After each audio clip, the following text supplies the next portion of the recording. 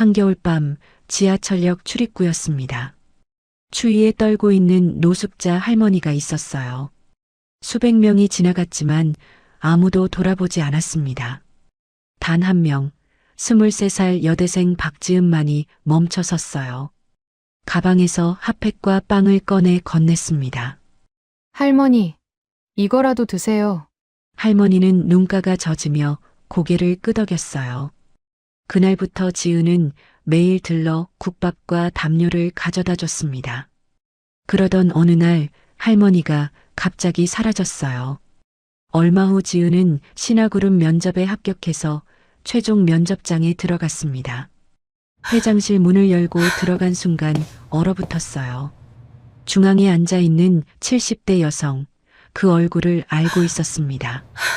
바로 그날 밤 지하철역에서 만난 노숙자 할머니였어요. 저분이 회장님? 할머니가 아니라 신화그룹 창립자 강명희 회장이었습니다. 자네가 박지은 학생이군요. 명희 회장의 눈빛은 따뜻했지만 지은은 혼란스러웠어요. 왜 그날 거리에 계셨을까? 왜 저를 여기 불렀을까? 70년을 살아온 한 여성과 23살 여대생의 운명적 만남. 그 뒤에 숨겨진 배신과 눈물과 희망의 이야기가 시작됩니다. 오늘의 사연을 시작하기 전에 무료인 구독과 좋아요 한번 눌러주신다면 행운과 건강이 늘 함께할 거예요. 지금부터 그날의 진실을 들려드리겠습니다. 2025년 1월 서울에 한파가 찾아왔습니다. 밤 11시 23살 박지은은 편의점 아르바이트를 마치고 집으로 향했어요. 손이 시려서 주머니에 손을 넣고 빠른 걸음으로 지하철역을 향했습니다. 출입구 근처에 사람들이 바쁘게 오가고 있었어요. 그때 구석에서 웅크린 채 떨고 있는 할머니가 보였습니다. 낡은 코트를 걸치고 있었지만 추위를 막기엔 부족해 보였어요. 지은은 잠시 멈춰 섰습니다. 수백 명이 지나가고 있었지만 아무도 할머니를 돌아보지 않았어요. 괜찮으실까? 망설이다가 가방을 열었습니다. 아르바이트 끝나고 받은 핫팩 2개와 편의점에서 사온 빵이 들어 있었어요. 할머니 옆에 조심스럽게 다가갔습니다. 할머니, 이거라도 드세요. 핫팩과 빵을 내밀자 할머니가 천천히 고개를 들었어요. 주름진 얼굴에 눈가가 젖어 있었습니다. 고맙네. 떨리는 손으로 빵을 받아드는 할머니를 보며 지은은 가슴이 먹먹해졌어요. 내일 또 올게요. 따뜻한 거 가져올게요. 집으로 돌아가는 내내 할머니 모습이 머릿속을 떠나지 않았습니다. 다음 날 저녁 지은은 편의점 도시락과 따뜻한 국물을 담아 다시 찾아갔어요. 할머니는 여전히 그 자리에 있었습니다. 할머니, 이거 드세요. 따뜻할 때 드셔야 해요. 자네, 어제 그 학생이구나. 할머니가 작게 웃었어요. 왜 나한테 이러는 거지? 그냥요. 어려운 분을 지나칠 수가 없어서요. 지은은 가방에서 작은 손난로도 꺼내 건넸습니다. 내일도 올게요. 그날부터 지은은 매일 할머니를 찾아갔어요. 때로는 국밥을 사가고 때로는 담요를 가져다 줬습니다. 일주일이 지나고 2주일이 지났어요. 어느 날 할머니가 물었습니다. 자네는 왜 이러는 거야? 나 같은 노인한테. 지은이 잠시 멈칫하다가 조용히 대답했어요. 저도 어렸을 때 누군가에게 도움을 받았어요. 부모님 돌아가시고 혼자 남았을 때요. 목소리가 잠깐 떨렸습니다. 그때 동네 식당 주인 아주머니가 밥을 주셨고 교회 집사님이 학비를 대주셨어요. 할머니가 조용히 지은의 손을 잡았어요. 그래서 저도 누군가를 도와야 한다고 생각했어요. 제가 받은 만큼요. 착한 아이로구나. 할머니의 눈가가 또 젖었습니다. 한 달이 지났어요. 지은과 할머니는 이제 서로의 이름도 알고 간단한 대화도 나누는 사이가 됐습니다. 할머니는 이름을 밝히지 않았지만 지은은 상관없었어요. 할머니, 오늘 국밥집 사장님이 더 많이 담아주셨어요. 고맙네. 자네 덕분에 요즘 잠이 잘 와. 다행이에요. 추운 날씨에 몸 상하실까봐 걱정했어요. 지은은 가방에서 두꺼운 담요를 꺼냈습니다. 이건 제가 쓰던 건데 할머니가 쓰시면 좋겠어요. 이걸 어떻게? 괜찮아요. 저는 따뜻한 집이 있으니까요. 할머니가 지은의 손을 꼭 잡았어요. 자네는 참 특별한 아이야. 요즘 세상에 이런 마음을 가진 사람이 있다니. 지은은 그저 웃었습니다. 특별한 게 아니에요. 당연한 거죠. 어려운 분을 돕는 건요. 그날 밤 할머니는 담요를 덮고 처음으로 편안히 잠들었어요. 지은은 할머니가 잠드는 걸 확인하고 조용히 자리를 떴습니다. 내일 또 올게요, 할머니. 작게 속삭이고 지하철역을 빠져나갔어요. 차가운 바람이 불었지만 마음만은 따뜻했습니다. 하지만 지은은 몰랐어요. 이 작은 선행이 자신의 인생을 완전히 바꿀 거라는 걸요. 그리고 그 할머니가 단순한 노숙자가 아니라는 사실도요. 그 후 예상치 못한 일이 벌어지기 시작했습니다. 한 달 반이 지난 2월 중순이었습니다. 지은은 평소처럼 국밥을 사들고 지하철역으로 향했어요. 할머니, 오늘은 날씨가 좀 풀렸어요. 하지만 할머니가 있던 자리는 비어 있었습니다. 화장실 가셨나? 10분을 기다렸지만 돌아오지 않았어요. 30분이 지나고 1시간이 지났지만 할머니는 나타나지 않았습니다. 불안한 마음에 근처를 돌아다니며 찾아봤어요. 혹시 여기 계시던 할머니 못 보셨어요? 지나가는 사람들에게 물었지만 아무도 몰랐습니다. 노숙자요? 그런 사람 많은데 누군지 어떻게 알아요? 냉담한 대답만 돌아왔어요. 다음 날도 그 다음 날도 할머니는 나타나지 않았습니다.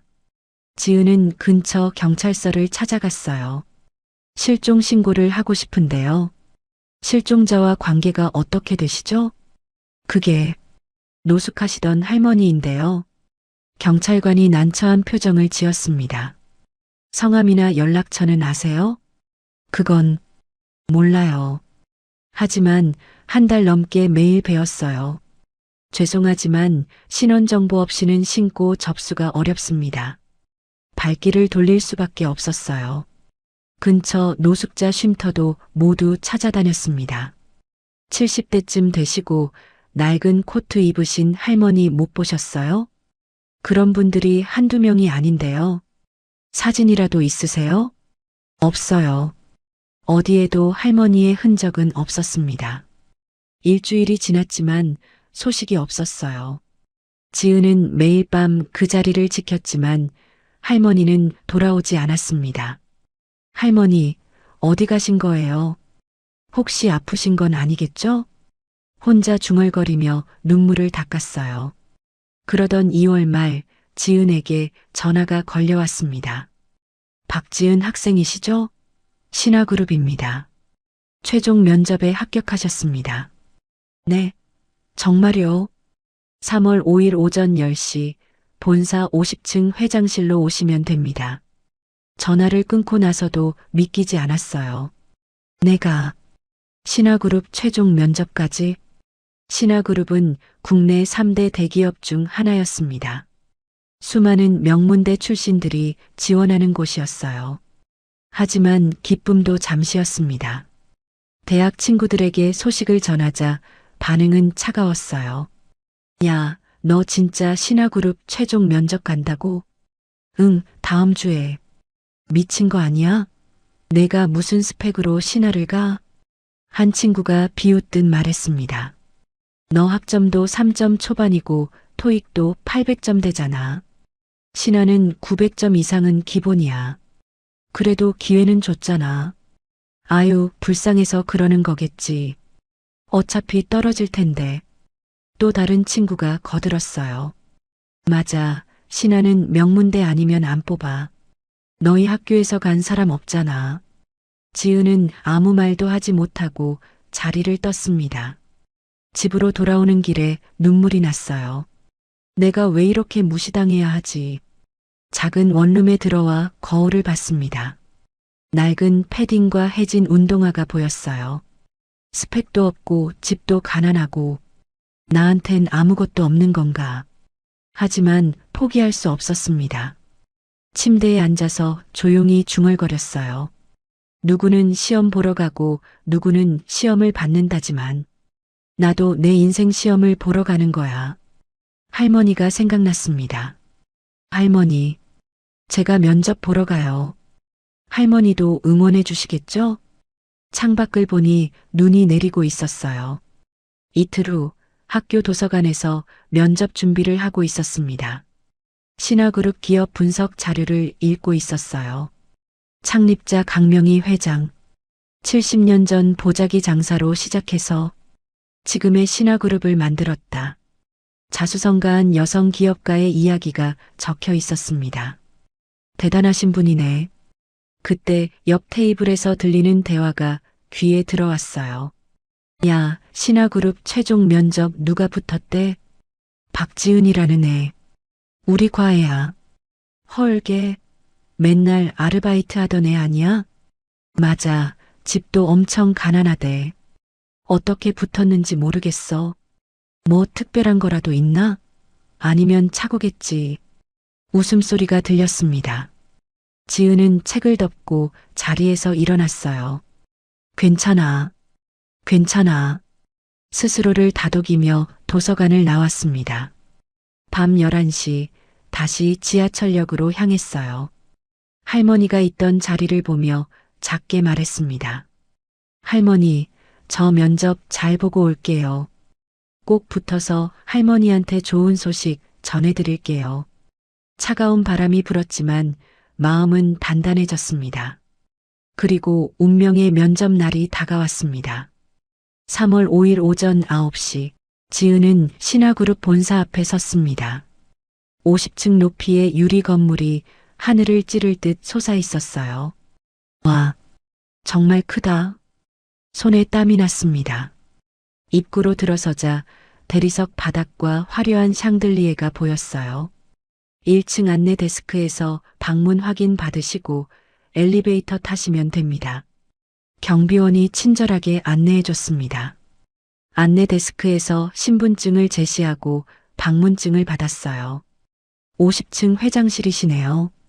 엘리베이터는 저쪽입니다. 감사합니다. 떨리는 손으로 방문증을 목에 걸었습니다. 엘리베이터 앞에 다른 면접자들이 서 있었어요. 모두 명품 가방과 정장을 입고 있었습니다. 너 어느 대학이야? 한 남자가 옆 사람에게 물었어요. 서울대 경영학과. 너는? 연세대 경제학과. 토익은? 950점. 너는? 930점. 오픽은 당연히 AL이지? 자신 있는 목소리들이 들렸습니다. 지은은 작아지는 기분이 들었어요. 낡은 코트와 구두를 내려다봤습니다. 나만 이상한 건가? 엘리베이터 문이 열렸습니다. 50층 버튼을 누르고 구석에 섰어요. 다른 면접자들은 계속 자기 자랑을 했습니다. 나 인턴도 3번 했어. 대기업만. 나는 공모전 상만 5개야. 지은은 아무 말도 하지 않았습니다. 50층에 도착하자 넓은 복도가 나타났어요. 끝에 큰 문이 보였고 그 위에 회장실이라는 금색 글씨가 새겨져 있었습니다. 비서가 나와서 안내했어요. 한 분씩 들어가시면 됩니다. 박지은 씨부터 시작하겠습니다. 네. 다른 면접자들이 수군거렸습니다. 왜 저 애부터 하지? 뭐 특별한 거라도 있나? 지은은 신경 쓰지 않으려고 애썼어요. 비서가 문을 열어줬습니다. 들어가세요. 깊게 숨을 들이쉬고 문을 열고 들어갔습니다. 넓은 회장실에는 큰 책상과 의자들이 놓여 있었어요. 창밖으로 서울 시내가 한눈에 보였습니다. 그리고 중앙 책상 뒤에 한 분이 앉아 계셨어요. 70대로 보이는 여성이었습니다. 단정한 회색 정장을 입고 계셨고 은발 머리를 깔끔하게 빗어 올리셨어요. 지은이 인사하려고 고개를 들었다가 얼어붙었습니다. 저분이 심장이 멎는 것 같았어요. 그 얼굴을 알고 있었습니다. 바로 한 달 전까지 지하철역 구석에서 떨고 있던 노숙자 할머니였어요. 어떻게 입이 떨어지지 않았습니다. 할머니, 아니 그분이 조용히 웃었어요. 자네가 박지은 학생이군요. 목소리는 따뜻했지만 지은은 혼란스러웠습니다. 혹시 앉으세요. 긴장하지 말고요. 떨리는 다리로 의자에 앉았어요. 머릿속이 하얗게 변했습니다. 제가 도와드렸던 분이 맞으시죠? 맞습니다. 나는 강명희입니다. 신화그룹을 만든 사람이고요. 지은의 손이 떨렸습니다. 왜 그날 거리에 계셨어요? 그 이야기는 나중에 하지요. 일단 면접부터 시작하겠습니다. 명희 회장은 서류를 한 장 집어들었어요. 자네 학점은 3.2 정도, 토익은 850점이군요. 화려한 스펙은 아니네요. 죄송합니다. 사과할 필요 없어요. 내가 궁금한 건 따로 있으니까. 회장이 서류를 내려놓고 지은을 똑바로 봤습니다. 자네는 왜 나를 도왔나요? 질문이 너무 직접적이었어요. 지은은 잠시 망설이다가 솔직하게 대답했습니다. 어려운 분을 그냥 지나칠 수가 없었어요. 그뿐인가요? 저도 그 마음을 아니까요. 혼자 있을 때 얼마나 외로운지, 추울 때 얼마나 무서운지요. 목소리가 떨렸습니다. 부모님 돌아가시고 혼자 남았을 때 저도 거리를 헤맸어요. 추워도 갈 곳이 없었고 배고파도 먹을 게 없었죠. 명희 회장이 조용히 듣고 있었어요. 그때 누군가 도와주셨어요. 밥을 주시고 따뜻한 곳에서 잘 수 있게 해주셨죠. 눈가가 뜨거워졌습니다. 그래서 저도 그렇게 하고 싶었어요. 제가 받은 것처럼 누군가에게 주고 싶었어요. 돈도 없고 시간도 없었을 텐데요. 그래도 핫팩 하나, 빵 하나는 살 수 있었어요. 그게 누군가에게 큰 힘이 될 수 있다면 충분하다고 생각했습니다. 명희 회장이 천천히 고개를 끄덕였어요. 자네는 내 이름도 몰랐고 내가 누군지도 몰랐죠? 네, 몰랐어요. 그냥 도움이 필요한 할머니였어요. 그런데도 한 달 넘게 매일 왔군요. 네, 할머니가 걱정됐거든요. 회장이 잠시 창밖을 바라봤습니다. 자네 같은 사람이 요즘 세상에 있다는 게 놀랍군요. 저는 특별한 게 아니에요. 누구나 할 수 있는 일이에요. 하지만 수백 명이 지나가도 자네만 멈춰 섰어요. 명희 회장이 다시 지은을 봤습니다. 그 한마디면 충분합니다. 더 물을 게 없네요. 네. 면접은 끝났어요. 나가도 좋습니다. 지은은 당황스러웠어요. 그런데 합격인가요? 불합격인가요? 곧 연락할 겁니다. 가서 기다리세요. 지은은 일어나서 인사했습니다. 감사합니다. 문을 향해 걸어가다가 뒤돌아봤어요. 회장님, 그날 이후로 계속 찾아뵈었는데 안 계셔서 걱정했어요. 괜찮으신 거죠? 명희 회장이 부드럽게 웃었습니다. 자네 덕분에 아주 괜찮습니다. 오히려 고마워요. 다행이에요.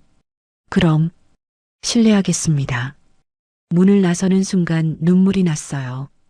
복도 끝까지 걸어가서 엘리베이터를 탔습니다. 할머니가 회장님이었다니 믿을 수가 없었습니다. 그리고 면접이 너무 짧았어요. 떨어진 건가? 불안한 마음으로 건물을 나섰습니다. 하지만 지은은 몰랐어요. 회장실에서 명희가 비서를 불러 조용히 말하고 있다는 걸요. 박지은 학생, 당장 합격 통보해 주세요. 그리고 특별 채용으로 처리하고요. 네, 회장님. 그런데 다른 지원자들은요? 다 보낼 필요 없어요. 내가 찾던 사람은 이미 찾았으니까. 하지만 진짜 시험은 이제부터였습니다. 일주일 후 지은에게 합격 통보가 왔습니다. 축하드립니다. 박지은 씨.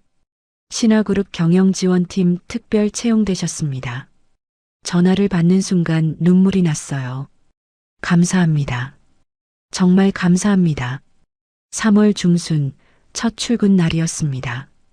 새 정장을 입고 거울을 봤어요. 할 수 있어. 나도 할 수 있어.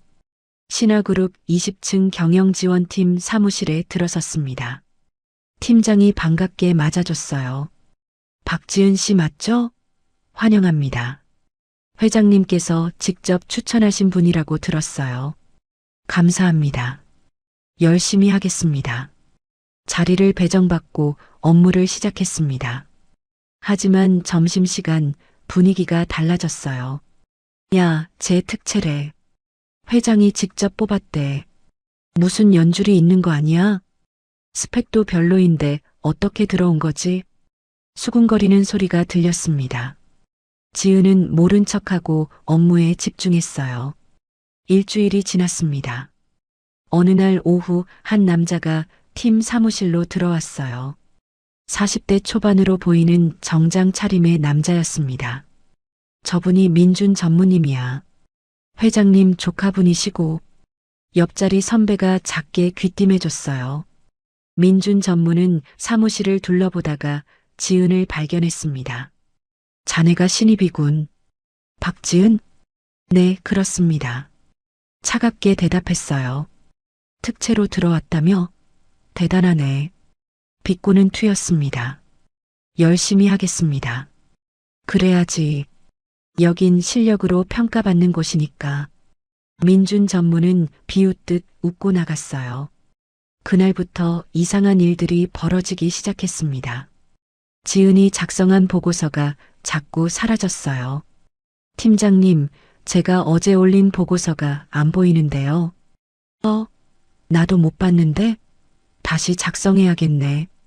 하지만 분명히 올렸는데 확인이 안 되니까 어쩔 수 없지. 오늘 중으로 다시 올려. 밤늦게까지 남아서 보고서를 다시 작성했습니다. 며칠 후에는 중요한 회의 시간이 바뀌었다는 연락을 받지 못했어요. 박지은 씨, 오전 회의 왜 안 왔어요? 네, 회의요? 오전 10시로 변경됐다고 어제 공지했는데요. 저는 못 받았는데요. 매일 확인 안 해요? 이거 큰 실수예요. 억울했지만 사과할 수밖에 없었습니다. 죄송합니다. 한 달이 지나면서 괴롭힘은 더 심해졌어요. 민준 전무가 직접 지은을 불렀습니다. 박지은 씨, 이 계약서 검토 좀 해봐요. 네, 알겠습니다. 서류를 받아서 꼼꼼히 검토했어요. 이상한 점을 발견했습니다. 전무님, 이 계약 금액이 시세보다 20% 높은데요? 민준 전무의 표정이 굳었어요. 그게 무슨 소리야? 시세가 그렇게 됐어. 하지만 제가 확인한 바로는 신입이 뭘 안다고 이래라 저래라 해. 그냥 도장 찍어. 강압적인 목소리였습니다. 지은은 할 말을 잃었어요.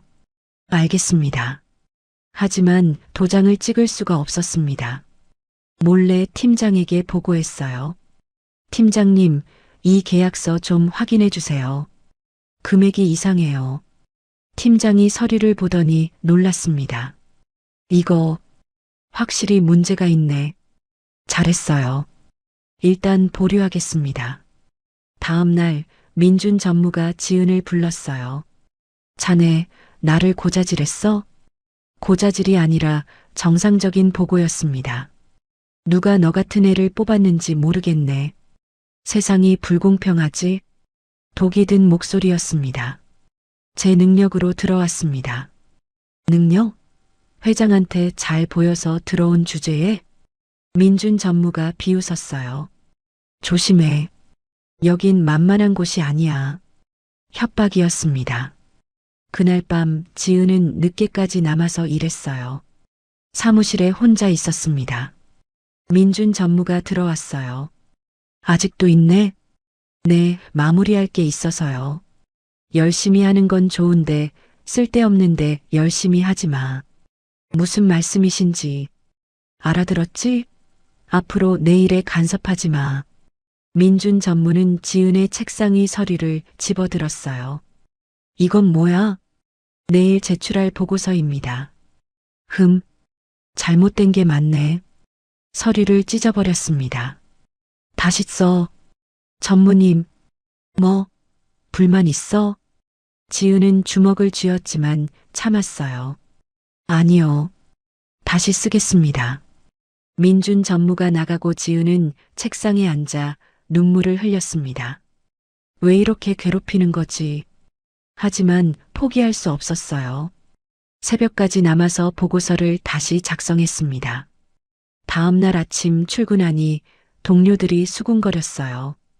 박지은 씨, 어제 민준 전무님이랑 싸웠대? 아니요, 그런 적 없는데요. 근데 전무님이 너 때문에 화나셨다던데? 제가 뭘 잘못했는지 모르겠어요. 조심해. 전무님 미운 털 박히면 회사 생활 힘들어. 점심시간에도 혼자 밥을 먹었습니다. 아무도 같이 먹자고 하지 않았어요. 괜찮아. 견딜 수 있어. 스스로를 다독였습니다. 2개월이 지났습니다. 민준 전무의 괴롭힘은 계속됐지만 지은은 침묵했어요. 언젠가 진실은 드러나니까요. 혼자 중얼거리며 일했습니다. 하지만 민준 전무는 멈추지 않았어요. 오히려 더 악랄한 계획을 세우고 있었습니다. 지은을 완전히 회사에서 쫓아내려는 음모였어요. 그리고 결정적인 사건이 터지려 하고 있었습니다. 3개월이 지난 6월 초였습니다. 지은은 매일 괴롭힘을 견디며 일했어요. 어느 날 오전 비서실에서 연락이 왔습니다. 박지은 씨 회장님께서 오늘 오후 3시에 회장실로 오시래요. 네, 회장님이요? 네, 꼭 오시라고 하셨습니다. 전화를 끊고 나서 가슴이 두근거렸어요. 무슨 일이실까? 오후 3시 지은은 50층 회장실 앞에 섰습니다. 노크를 하고 들어갔어요. 들어오세요. 명희 회장이 창가에 서 계셨습니다. 회장님 부르셨습니까? 앉으세요. 차 한잔 하면서 이야기하지요. 비서가 차를 가져다 주고 나갔어요. 회장실에는 둘만 남았습니다. 명희 회장이 자리에 앉으며 조용히 말했어요. 요즘 회사 생활 어떤가요? 열심히 하고 있습니다. 민준이가 괴롭히고 있다는 거 알아요. 지은이 놀라서 고개를 들었습니다. 어떻게 회장실에 앉아 있다고 회사 일을 모를 것 같나요? 다 보고받고 있어요. 명희 회장의 목소리는 부드러웠지만 단호했어요. 왜 참기만 하나요? 나한테 말할 수도 있었잖아요. 회장님께 폐를 끼치고 싶지 않았어요. 자네는 참 고든 사람이군요. 그게 자네 장점이기도 하고 단점이기도 해요. 명희 회장이 차를 한 모금 마셨습니다. 오늘 부른 건 그 이야기를 하려는 게 아니에요. 다른 이야기를 하고 싶어서요. 무슨 이야기요? 내가 왜 그날 거리에 있었는지 궁금했을 거예요. 지은이 조용히 고개를 끄덕였습니다. 네, 계속 궁금했어요. 명희 회장이 창밖을 바라봤어요. 몇 달 전 일이에요. 작년 12월쯤이었지요. 회장의 목소리가 낮아졌습니다. 민준이가 회사 돈을 빼돌리고 있다는 보고를 받았어요. 지은이 숨을 죽였습니다. 처음에는 믿을 수가 없었어요. 내가 직접 키운 조카였으니까요. 명희 회장의 눈가가 붉어졌어요. 민준이 부모는 일찍 죽었어요. 내가 대학까지 보냈고 회사에 들어오게 했지요. 그런데 배신했어요. 5년 동안 30억을 빼돌렸더군요. 지은은 아무 말도 할 수 없었습니다. 증거를 보는 순간 무너졌어요. 30년 넘게 믿었던 사람이 나를 이용했다는 게 명희 회장이 눈물을 닦았어요. 그날 밤 집에 혼자 앉아 생각했어요. 내가 뭘 잘못한 걸까? 사람을 잘못 본 걸까? 회장님, 그리고 더 무서운 생각이 들었어요. 내가 만든 복지재단은 정말 사람을 돕고 있을까? 명희 회장이 지은을 받습니다. 70년을 살면서 수많은 사람을 만났어요. 하지만 진짜 마음을 가진 사람이 얼마나 있었을까요? 모두 내 이름과 돈을 보고 다가왔어요. 강명희가 아니라 신화그룹 회장을 본 거죠. 지은은 조용히 듣고 있었어요. 그래서 결심했어요. 은퇴하기 전에 마지막으로 확인하고 싶었어요. 무엇을요? 세상에 진짜 선한 사람이 남아있는지요. 내 이름 없이, 내 돈 없이요. 명희 회장이 일어나서 창가로 갔습니다. 그래서 익명으로 거리에 나갔어요. 낡은 옷을 입고 노숙자처럼 앉아 있었지요. 그날, 맞아요. 자네가 나를 발견한 그날이에요. 명희 회장의 목소리가 떨렸어요. 100명이 넘게 지나갔어요. 아무도 멈추지 않았어요. 다들 바쁘게 지나갔지요. 하지만 자네만 멈춰 섰어요. 핫팩과 빵을 건네면서 말했지요. 이거라도 드세요. 명희 회장이 돌아서서 지은을 봤어요. 눈가가 젖어 있었습니다. 그 순간 깨달았어요. 아직 세상은 따뜻한 사람들이 지키고 있구나. 회장님, 자네는 내 이름도 몰랐고 내가 누군지도 몰랐어요. 그냥 도움이 필요한 할머니였지요. 명희 회장이 지은에게 다가왔어요. 한 달 넘게 매일 왔어요. 국밥을 사오고 담요를 덮어줬지요. 자네도 돈이 없을 텐데 말이에요. 당연한 일이었어요. 아니에요. 당연하지 않아요. 요즘 세상에 그런 사람 없어요. 명희 회장이 지은의 손을 잡았습니다. 그날 자네가 덮어준 담요 덕분에 나는 세상에 대한 믿음을 다시 얻었어요. 제가 특별한 게 아니에요. 특별해요. 자네는 아주 특별한 사람이에요. 명희 회장이 창밖을 가리켰어요. 저 밑에 수백만 명이 살고 있어요. 하지만 자네 같은 사람은 손에 꼽을 거예요. 그냥 제가 받았던 것처럼 주고 싶었을 뿐이에요. 바로 그거예요. 자네는 받았던 걸 기억하고 있어요. 그리고 갚으려 하지요. 명희 회장이 다시 자리에 앉았습니다. 민준이는 받았던 걸 잊어버렸어요. 아니, 당연하다고 생각했지요. 회장님이 키워주신 건데, 사람은 받으면 받을수록 더 원해요. 감사하는 게 아니라 더 달라고 하지요. 명희 회장이 한숨을 쉬었어요. 민준이가 왜 자네를 괴롭히는지 알아요? 모르겠어요. 자네 때문에 자기 자리가 위협받는다고 생각하니까요. 내가 자네를 특별히 대우한다고 생각하지요. 하지만 저는 알아요. 자네는 아무것도 바라지 않았어요. 그게 민준이와 다른 점이에요. 명희 회장이 서류함을 열었습니다. 민준이 비리 증거예요. 이미 다 확보했어요. 두꺼운 서류 뭉치였습니다.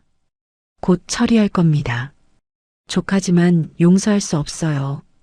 회장님, 괜찮으시겠어요? 괜찮아야죠. 회사를 지켜야 하니까요. 명희 회장이 지은을 봤어요.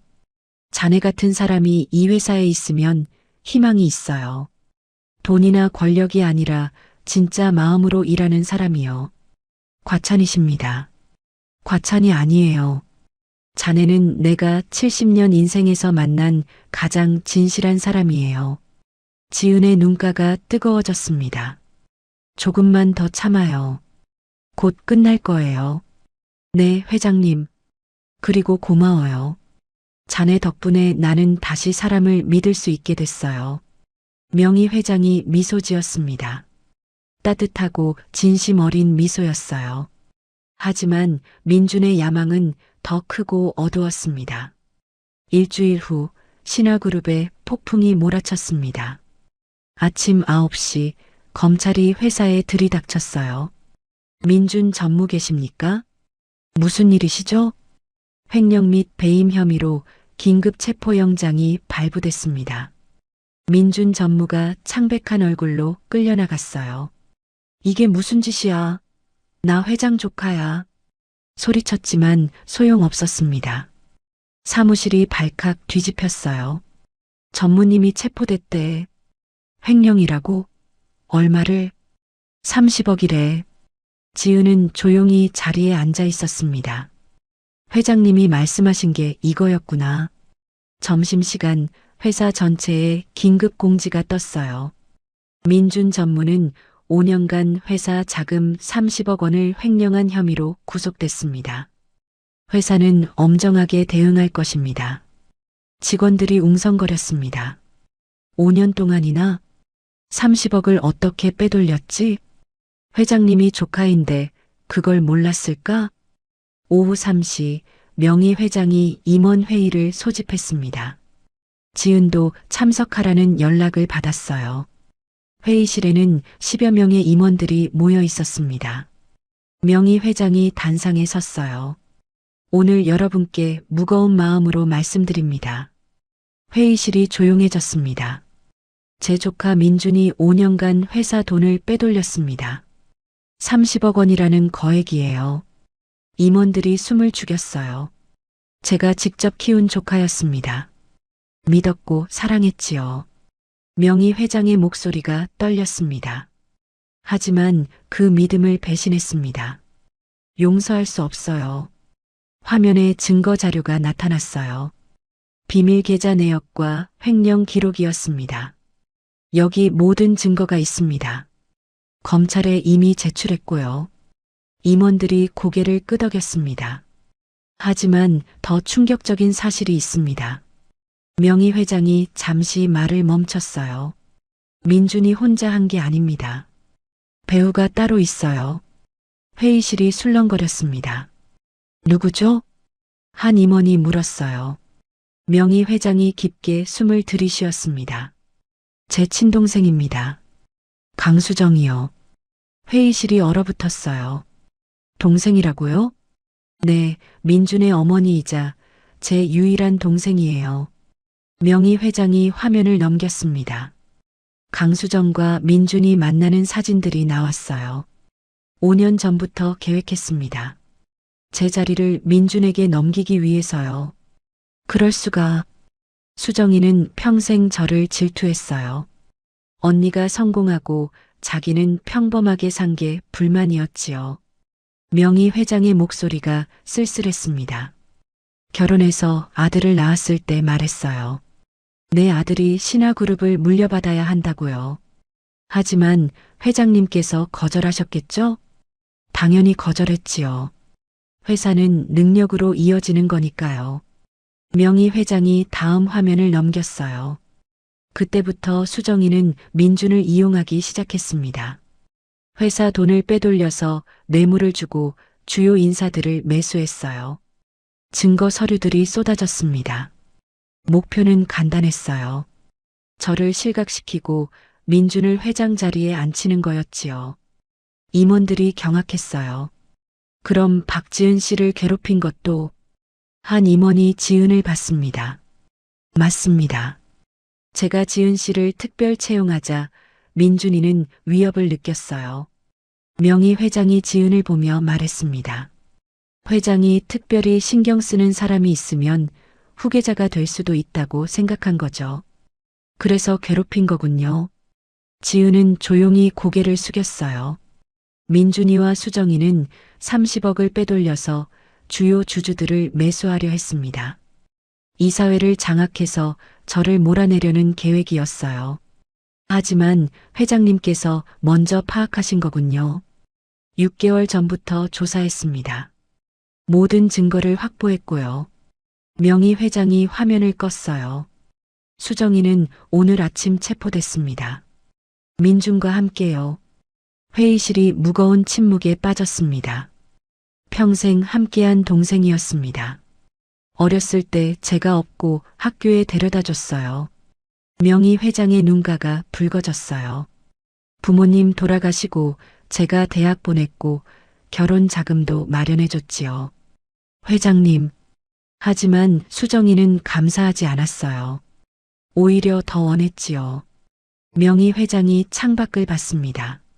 질투와 욕심이 사람을 어떻게 변하게 하는지 봤어요. 가족도 배신할 수 있다는 걸 배웠고요.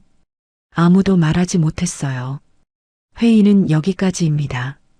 각자 자리로 돌아가세요. 임원들이 하나둘 나갔습니다. 지은만 남았어요. 회장님, 괜찮으세요? 명희 회장이 돌아섰습니다. 눈가에 눈물이 맺혀 있었어요. 괜찮을 리가 없지요. 평생 함께한 동생을 감옥에 보냈는데요. 하지만 잘못한 건 맞으니까요. 알아요. 머리로는 알아요. 하지만 여기가 아파요. 명희 회장이 가슴을 가리켰습니다. 동생이 나를 이렇게 미워했다는 게 너무 슬퍼요. 지은이 다가가서 회장의 손을 잡았어요. 회장님은 잘못하신 게 없어요. 도와주고 사랑해 주셨잖아요. 그게 잘못이었을까요? 너무 많이 도와준 게? 아니요. 받은 사람이 감사할 줄 몰랐던 거예요. 명희 회장이 지은을 봤습니다. 자네는 받은 걸 기억하고 있어요. 그래서 남에게 베풀지요. 당연한 거예요. 아니에요. 당연하지 않아요. 수정이처럼 받고도 더 달라고 하는 사람도 있으니까요. 명희 회장이 창가에 앉았어요. 70년을 살면서 제일 힘든 날이에요. 동생을 감옥에 보내다니.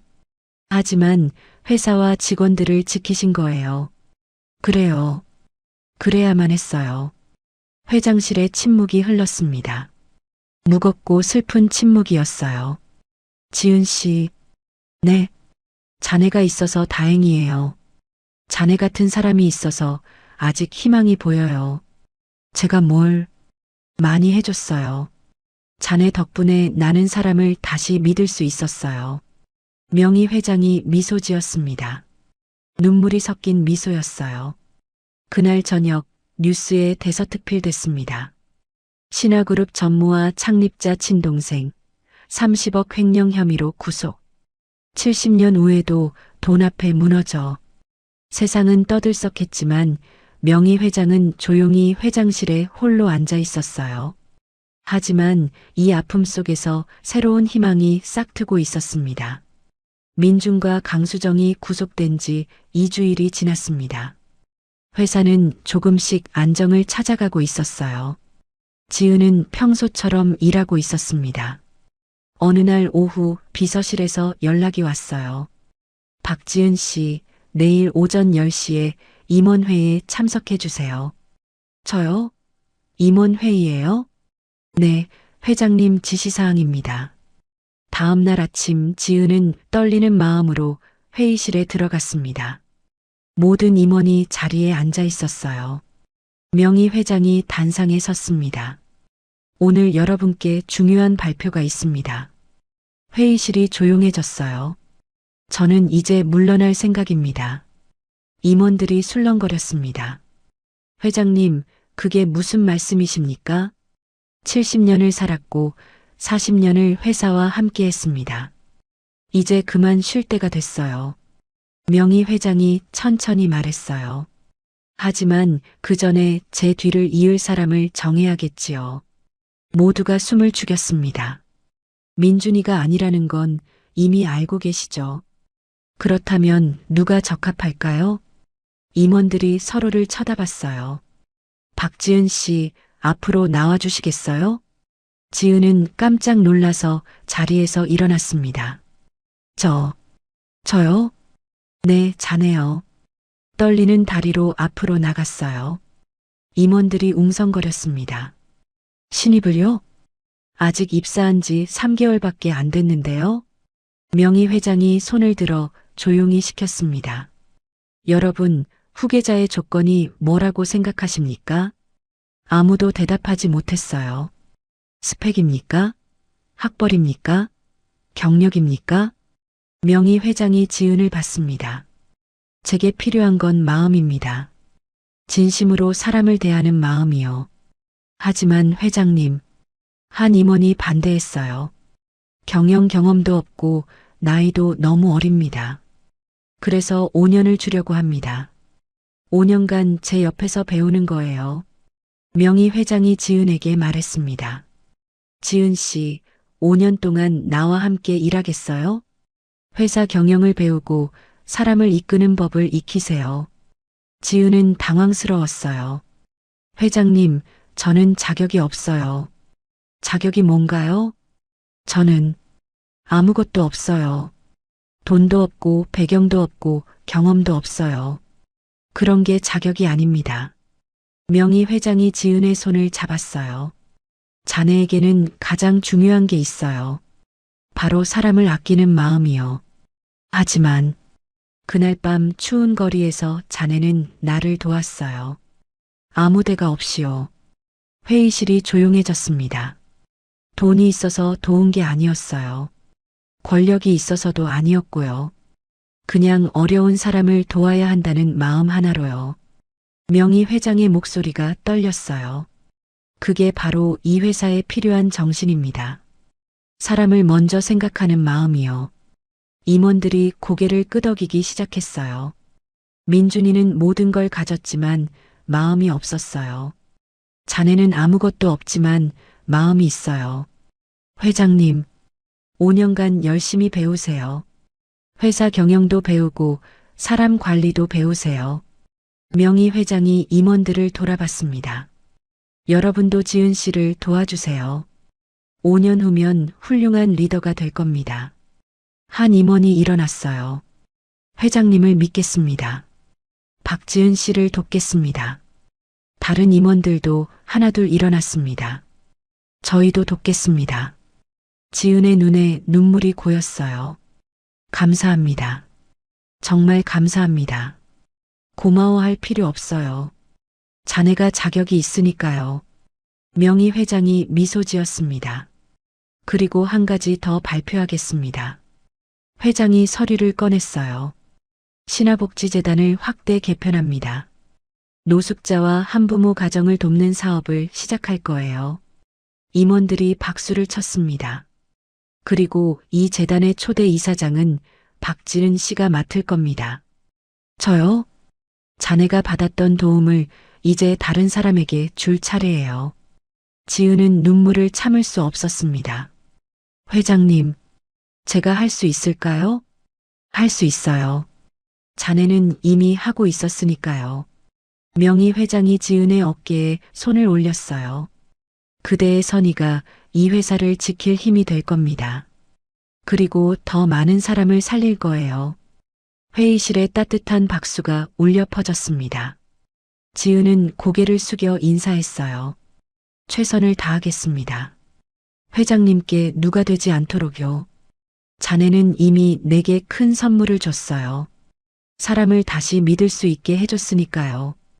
회의가 끝나고 지은과 명희 회장만 남았습니다. 회장님, 정말 감사합니다. 내가 더 고마워요. 자네 덕분에 나는 외롭지 않아요. 명희 회장이 창밖을 봤어요. 70년을 살면서 깨달았어요. 진짜 재산은 돈이 아니라 사람이라는 걸요. 맞아요. 자네 같은 사람이 있어서 이 회사는 계속될 겁니다. 100년 후에도요. 두 사람은 창밖을 함께 바라봤습니다. 서울 하늘이 맑았어요. 그리고 5년이 흘렀습니다. 5년이 흘렀습니다. 2030년 겨울이었어요. 지은은 이제 28살이 됐고 신화복지재단 대표로 일하고 있었습니다. 재단 사무실은 따뜻하고 밝았어요. 벽에는 도움받은 사람들의 사진과 감사 편지가 가득했습니다. 대표님, 오늘 새로운 신청자가 3분 오셨습니다. 직원이 서류를 가져왔어요. 한부모 가정 2분이고 노숙 경험이 있는 분 1명이세요. 모두 면담 일정 잡아주세요. 제가 직접 만나겠습니다. 지은은 5년 동안 많이 변했지만 마음만은 그대로였어요. 오후 3시 명희 회장의 전화가 걸려왔습니다. 지은 씨, 오늘 저녁에 시간 있나요? 네, 회장님. 무슨 일이세요? 오랜만에 함께 저녁 먹어요. 특별한 날이거든요. 저녁 6시 조용한 한식당에서 만났습니다. 명희 회장은 75세가 됐지만 여전히 정정했어요. 오늘이 무슨 날인지 알아요? 무슨 날이죠? 5년 전 오늘 자네를 처음 면접 봤던 날이에요. 지은이 웃었습니다. 그러고 보니 정확히 5년 전이네요. 시간 참 빠르죠? 그때 떨고 있던 자네가 이제 재단 대표가 됐어요. 회장님 덕분입니다. 아니에요. 자네 노력 덕분이에요. 명희 회장이 따뜻하게 웃었어요. 재단에서 지금까지 몇 명이나 도왔나요? 200명 정도 됩니다. 노숙자 지원이 70명이고 한부모 가정 지원이 130명이에요. 대단해요. 200명의 인생을 바꿨네요. 작은 도움이지만 그분들에게 희망이 됐으면 좋겠어요. 식사를 마치고 밖으로 나왔을 때 눈이 내리기 시작했습니다. 와, 첫눈이에요. 지은이 손을 내밀어 눈송이를 받았어요. 5년 전 그날도 추운 겨울이었죠. 맞아요. 제가 회장님께 핫팩을 드렸던 날이요. 두 사람은 천천히 걸었습니다. 지은 씨, 그날 자네가 나를 도와주지 않았다면 어땠을까요? 회장님이 누군지 몰랐을 거예요. 나도 자네를 만나지 못했을 거예요. 그리고 사람에 대한 믿음을 잃은 채로 은퇴했겠죠. 명희 회장이 멈춰 섰습니다. 자네가 내 인생을 바꿨어요. 70년 인생의 마지막에 가장 큰 선물을 줬죠. 제가요? 그래요. 사람을 다시 믿을 수 있게 해줬으니까요. 눈이 소복이 쌓이고 있었어요. 회장님은 어떻게 지내세요? 편안해요. 시골집에서 책도 읽고 산책도 하고요. 가끔 재단 소식 들으면서 뿌듯해하고요. 자주 뵈러 가겠습니다. 고마워요. 그런데 자네 결혼은 언제 할 거예요? 갑작스러운 질문에 지은이 웃었습니다. 아직 일이 더 재미있어요. 사람을 돕는 일이 그렇게 재미있나요? 네, 제가 받았던 마음을 돌려주는 거니까요. 명희 회장이 지은의 손을 잡았어요. 자네는 정말 특별한 사람이에요. 받은 걸 잊지 않고 갚을 줄 아니까요. 당연한 거예요. 아니에요. 세상에 당연한 건 없어요. 자네처럼 사는 게 특별한 거예요. 두 사람은 다시 걸었습니다. 거리에는 사람들이 바쁘게 오가고 있었어요. 회장님, 저 자리 보이세요? 지은이 지하철역 출입구를 가리켰습니다. 그날 회장님이 계시던 자리예요. 정말 그러네요. 5년 전 그 자리군요.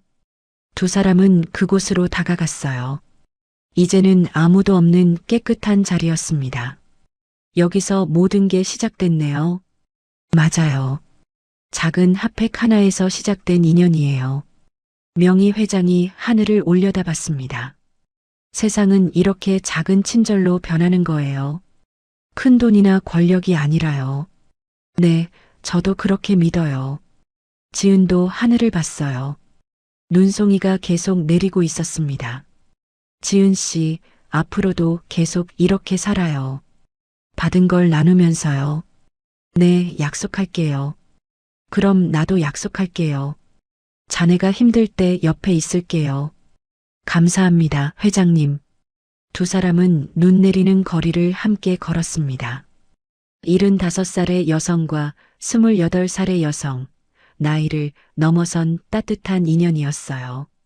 작은 친절 하나가 인생을 바꾸고 세대를 이어주었습니다. 그리고 그 마음은 지금도 계속되고 있었어요. 작은 선의가 세상을 바꿉니다. 명희 회장은 배신으로 상처받았지만 지은을 만나 다시 사람을 믿게 됐어요. 지은은 가난했지만 받았던 도움을 기억하며 남을 도왔습니다. 5년 후 두 사람은 각자의 자리에서 더 많은 사람을 돕고 있어요. 권력도 돈도 중요하지 않았습니다. 진짜 중요한 건 사람을 아끼는 마음이었어요. 여러분도 오늘 작은 친절을 베풀어 보세요.